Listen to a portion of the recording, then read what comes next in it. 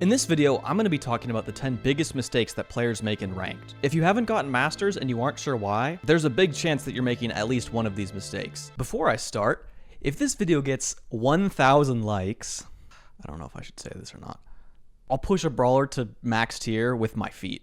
And I'll stream the whole thing on my Twitch, so you know it's legit. At number 10, I have going the wrong builds. This obviously only applies if you actually have the ability to customize your build, since you probably don't have both star powers for every brawler, and I know you definitely don't have all the gears for every brawler. But oftentimes, the best build for a brawler is situational. For example, if you're playing Piper, whether you take curve or knockback really depends on if there's any aggro brawlers that you're going to want to be knocking back. And if you're on an open map, you're probably going to want to switch off speed and vision gear, even though they're two of the best gears in the game. And if you're not sure what to go, there's a lot of really good build guides, and if you have any specific build questions, ask me in the comments. At number 9, I have not supporting teammates. Very often, I see players that have an ISO mindset. It's them versus whoever they're fighting or whatever objective they're trying to complete. Sometimes it can be beneficial to dial back the tunnel vision and pay attention to how you can help the rest of your team. Maybe firing a few shots over to help them win lane when you're winning yours, lane switching with them if they're laning a counter, body blocking a shot to keep them alive, especially if it's knockout or they have the gems and gem grab. You really want them to stay alive, so body blocking shots is very beneficial. At 8, I have using the wrong throwers in hot zone. This one really annoys me because of how common it is. Sprout, Tick, and Grom are all horrible in hot zone. I know you can cower behind a wall and farm kills, but your good kill to death ratio isn't actually accomplishing the objective because they can't take or hold control effectively. They have bad survivability, they're easy to run down, they're just too inconsistent and easy to kill. The thing that makes this so annoying and so prevalent is that it's really easy to farm a good kill to death ratio on those brawlers in hot zone, so you can trick yourself into thinking you actually played well when really you might have lost your team the game. If you want to play a thrower in hot zone, Barley, Larry, and Juju are all good in hot zone since they have consistency, control, and survivability that other throwers do not. As for Barry, Dynamite, and Willow,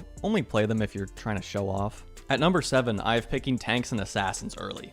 Early on, you should be picking brawlers that can do well no matter what your opponents pick. Daryl, one of the better brawlers in the game, is still a horrible first pick because you're going to get tortured by tank counters if you pick him early. At number 6, I have not adjusting to the meta. Many ranked players end up drafting in the previous meta or the meta before that. No, Meg has not been a good first pick for a long time now. Mo and Kenji aren't good first picks anymore. Maybe ban Kenji if you're afraid of a late pick assassin. You probably really shouldn't be playing Mo much ever. Spen LC is a lovely YouTuber, but his guides only work if you watch them when they come out and not 3 months later. How is that funny? Is that supposed to be funny? No. At number 5, I have overrating kill to death ratio. A lot of players like to lose, screenshot their good KD, and post it on the internet. It's fun. I do it sometimes. That being said, your good stats do not mean you played well. Kirk Cousins. You can go 15-3 with Sprout in Ring of Fire, and you'll probably still lose because the 0-7 Frank has controlled the zone for the entire game as you take 10 ammo to kill him. My Otis on last op can go 0-2 and blame me for going 2-2 when he stole my mid lane and all the gems, and both of his deaths were him losing all of the gems. Also, like 90% of high stand screens are meaningless. At number 4, I have giving up. Giving up before the game is over is losing you elo. If you give up and lose every time that you have only a 10% chance of winning, then 1 in 10 of those losses would actually be a win. And over the course of the season, that adds up, and your overall elo number is going to be lower. Every time you give up, you're throwing points in the trash. Even if you think you're going to lose, it's still worth attempting that last Hail Mary. I'm winking. I have a visor on so you can't see, but I'm actually winking right now. At number 3, I have blaming the outcomes of games on your teammates. A super common attitude amongst ranks players is to blame teammates for their shortcomings. And you know what? That can be valid. When you have a primarily solo queue ranked system, those are the conditions you create. That being said, everyone is playing under the same conditions. To focus on your teammates and blame them for your inability to reach certain ranks is incorrect. Over a large sample size, your teammates are no better or worse than anyone else's teammates. So they're not the reason that you're stuck in the rank you're stuck in. When you lose a game, you should always be paying attention to what you could have done better. Even if you were the best player in the lobby and you carried your team, you should still pay attention to what you could have done better. Because that's actually how you improve and rank up, is by improving yourself. Waiting for your teammates to improve isn't gonna go anywhere. They're the same people forever. And trust me, I've tried, they don't get better if you yell at them. At number 2, I have not understanding wall break. This is something the vast majority of players do in ranked routinely, probably because it's somewhat difficult to visualize the effects of breaking certain walls.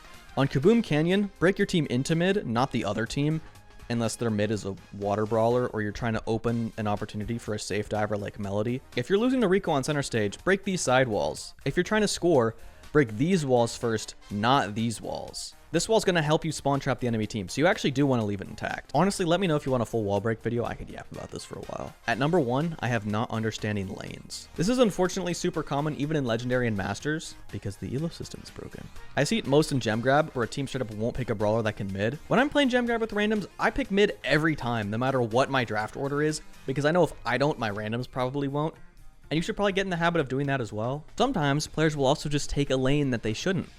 Like when I was Gene in Gem Grab and my Otis stole my mid lane and stole all the gems and stood on top of me and forced me to try and play lane. I'm still mad about that game. Make sure to subscribe so you can see my diss track on Dynamite.